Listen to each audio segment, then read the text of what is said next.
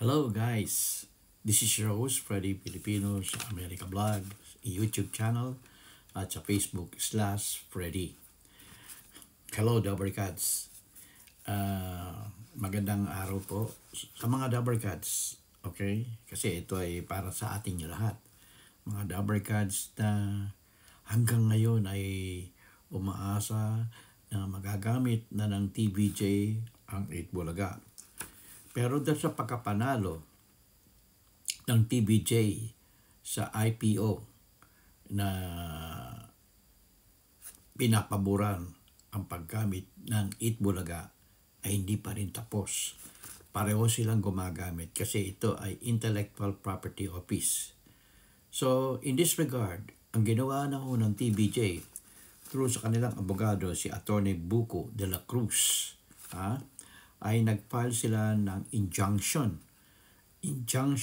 para pigilin ang tape na gamitin ang Itbulaga, ang trademark na Itbulaga sa mga darating pang mga araw. Okay? So for the meantime, na naka-file na ang injunction para sa tape, laban sa tape, na hindi nila pwedeng gamitin ang trademark kasi ito ay ipinagkaloob na ng IPO sa TVJ dahil sa kanilang successful defense kung sino ang tunay na may-ari at sino ang paano nabuo ang pangalang Itbulaga o trademark na Itbulaga ay isang pagpapatunay na para lumakas ang kanilang posisyon na magamit ito ay nag-file sila ng injunction move sa Marikina Trial Court. So this is a court order. Just whatever the result, malalaman natin yan.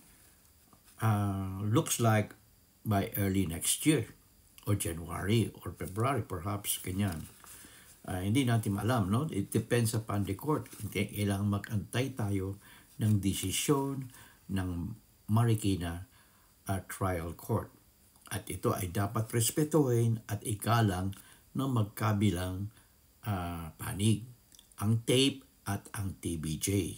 Okay? Katulad ng ginawa ng IPO na binabaliwala pa rin ng TVJ ng ng Tape Incorporated. Excuse me, huh? Nasasamid ako eh. Ngayon, kasi ang TVJ talaga ang original na nag-isip niyan ang sa kusina ni Tito Sen. Excuse me. So, hintayin po natin sa darating na mga araw, sa darating na buwan or taon, January or February perhaps, na ipagkaloob na ng Marikina Trial Court. Kasi napatunayan, alam nyo, ang basis is from IPO. At ang tape ay parating appeal ng appeal. Alam mo, ano yan diskarte yan ng mga abogado. Para magamit nila ang brand, ang trademark is to appeal. Kasi pag appeal, hindi mo pwedeng gamitin. No? Appeal ng appeal yan hanggang sa makarating sa Supreme Court for final decision. Ganyan ang ginagawa nila. No? Pinatatagal. Kasi pride na to eh. Kasi wala namang basis yan eh. Wala namang basis kasi ang TVJ pa rin ang maraming revenue na nakukuha. Kasi maraming makikita nyo ang diferensya, no? Ginamit na ng tape yung una sa Facebook at sa YouTube na more than 5 million subscribers. Yun ang ginagamit nila. Pero sa actual nanonood, 1,000 lang o less than 1,000 ang nanonood sa kanila. So it's losing money. They're losing money.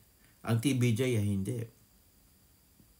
Yan ang pagkakaiba mga kasama, mga kaibigan, mga Dabber Cats. Kaya hintayin natin, wag kayong masyadong mainip at darating ang araw at we do hope that tape will respect the decision of IPO and now Marikina Regional Trial Court. Whatever the decision. Pero ang ipinail ng TVJ ay injunction. meaning to stop. Stop! Stop tape. Ha? Katulad parang kay Beloy, stop. So, hanggang sa muli, ito ang inyong lingkod ay Freddy sa Facebook at sa YouTube channel at Pilipino sa America Blog in YouTube channel. Please subscribe and make big likes and mag-comment po tayo. Maraming salamat po at maligayang Pasko at maligong bagong taon sa inyong lahat. Isa na namang kabanata na magtatapos na itong taon na to, 2023. At ang maganda ho dito ay lumipat na ang TBJ sa TV5, and TV5 received huge improvement and development and success with the entry of TBJ in TV5. Okay? Merry Christmas, Happy New Year, Mr. Manny Pangilinan, okay, my former boss from PLDT. Thank you, sir. Thank you, and Merry Christmas, sir.